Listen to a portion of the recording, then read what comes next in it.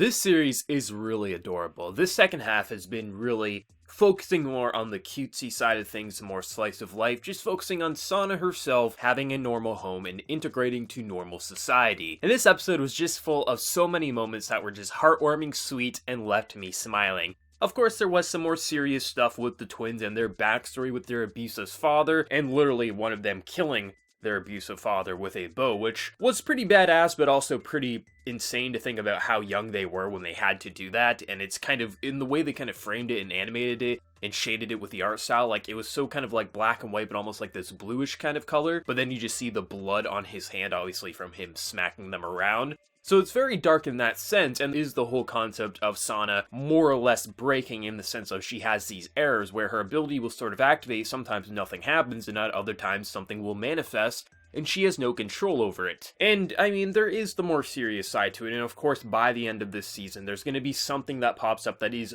a more or less important, serious matter. But I think building up to that is going to be nothing but slice of life, and I'm perfectly fine with that. Because back in the first core there, and I'm going to refer to it as the first core because even though it was only the first 6 episodes, it was more or less a core of the season. Like, they could have ended episode 6 for the season and it would have worked. But for like the first part of the series, we did see a like older looking version of Sana. We don't know exactly what it was if it was a mother, if it was her older version, but the way they framed it and the way everything was, it more or less seemed like it was her future self. It wasn't her true self or anything like that. It was just, this is who she will become in the future, this is how she'll look, and things like that. Like, I don't think she's some adult that's locked away into a child's body. I think it would actually be dumb if they went that route. I think what it is it was just her future self. We know she has insane abilities. Wouldn't be surprising if she could see the future in some way, and if somehow her future self is merging into her current self, and that's why she has these weird feelings, that's why she gets anxious and all these other, like, emotions, is because she can't distinguish between the past and the present, and I think that's what's ultimately happening.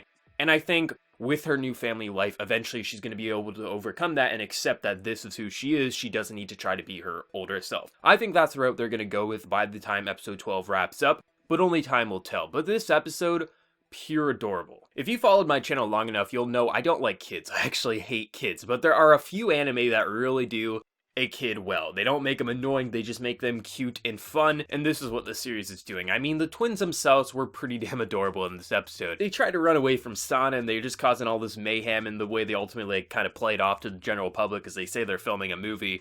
There's gotta be some pretty special effects if you're able to sell that it was just a movie, like literally shooting chains and riding a motorcycle up, that's a little insane. But I just loved how they're all just kind of like, they're all angry at one another, and then Sana's doing all these different like pouty faces, and she's trying to act all angry, but then once in a while she'll chime up and just say like, oh yeah, the food's really good, and then go back to sulking. And then the twins themselves are kind of like reluctant into kind of just integrating with this family. And the way they were framing it, I thought they were going to go the route of they would actually join Zouroku's family. Like, I thought he would say, hey, if you guys got nowhere to go because the facility's gone, why don't you come with us? And I'm kind of glad they didn't go that route, but at the same time, if they would have, it would have worked. But it's interesting that they already have a new home. I think they're going to America, they have a school there, they're all part of clubs. So it's nice how they wrapped up the kind of twins little arc there, and I don't know if we're ever going to see them again in the season. Maybe they'll just have email conversations. But it's overall, it was just nice to watch this episode. There was a bit more subtlety and darkness to it, but it wasn't that overbearing, and it didn't take away from all the charm and cuteness that this episode had. Sanae herself is just really, she's a really good older sister. Like, she's just so sweet, she's so heartwarming, and the way she cares for Sana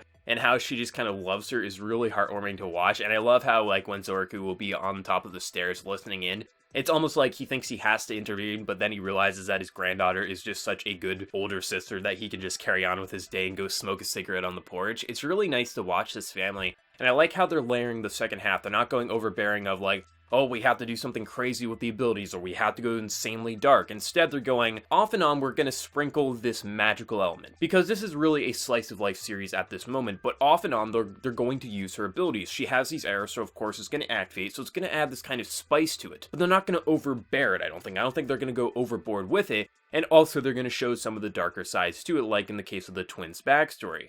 But I think the whole Air stuff, it's not going to be too insane. I think she might sort of lose her mind, you know, episode 9, episode 10, something like that. But ultimately, I think it is just her future self. She can see her future self because of her ability. And ultimately, that's kind of merging with her current self. And she just needs to overcome it. And I think with Sanae as well as Zouroku, that's easily going to happen. But overall, I mean, the characters' expressions were on point. The poutiness, just the overall cutesy moments that they had, it was adorable. It was a really adorable episode. I could understand if people are just in for the more serious and action stuff.